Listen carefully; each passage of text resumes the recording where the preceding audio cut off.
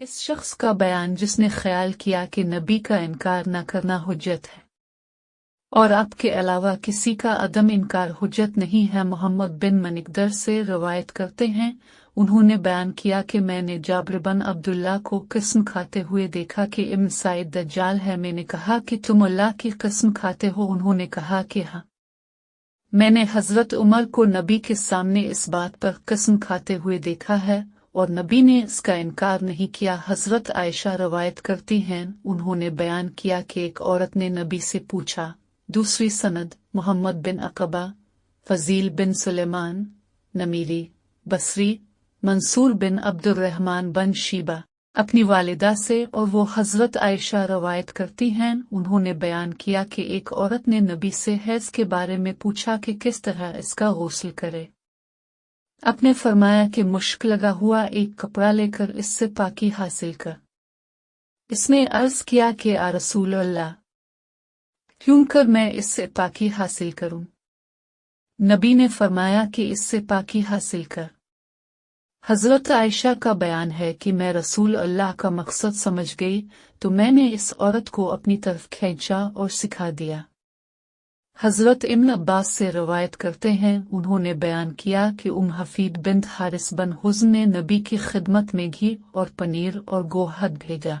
नबी ने ये चीज़ें मंगवा भेजीं और आपके दस्तरखान पर खाई गईं, लेकिन अपने नफरत की वजह से नहीं खाया। अगर ये चीज़ें हराम होती तो आपके दस्तरखान पर ना खाई जाती और आप उनके खाने का हुक्म ना देते। हजरत जाबिर बिन अब्दुल्लाह से रवायत करते हैं, उन्होंने बयान किया कि नबी ने फरमाया कि जो शख्स लहसुन खाए या प्याज खाए तो वो हम में से अलहदा रहे।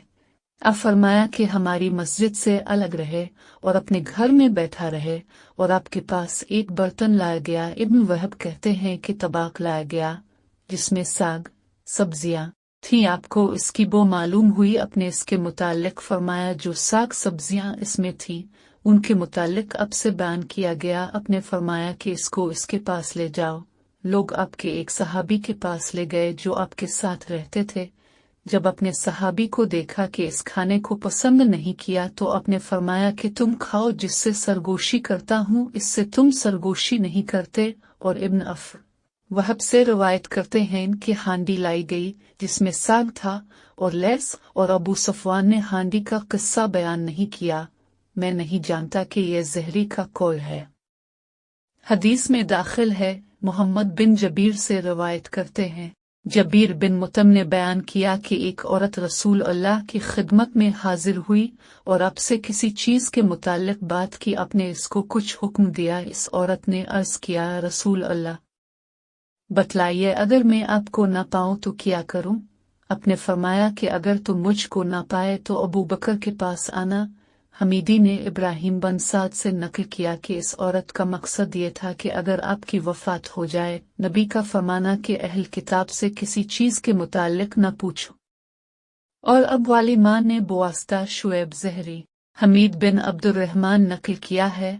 हमीद ने मुआविया को कुरैश के कुछ लोगों से जो मदीना में थे रवायत करते हुए सुना और काब अहबार का जिक्र किया तो उन्होंने कहा कि ये उन मुहद्दिसीन में सबसे ज्यादा सच्चे थे जो अहल किताब से रवायत करते थे, लेकिन इसके बावजूद हम उनकी रवायत में गलत बात पाते थे। इसलिए नहीं कि वो कस्दन झूठ बोलते थे, बल्कि किताब की तहरीफ के सबब से इनमें गलत रिवायतें शामिल कर दी गई थी। उबैदुल्लाह से रवायत करते हैं कि इब्न अब्बास ने कहा कि तुम लोग अहल किताब से किसी चीज़ के मुतालिक क्यों कर पूछते हो, हालांकि तुम्हारी किताब वो है जो रसूल अल्लाह पर ताज़ा ताज़ा उतारी है, इसे तुम पढ़ते हो।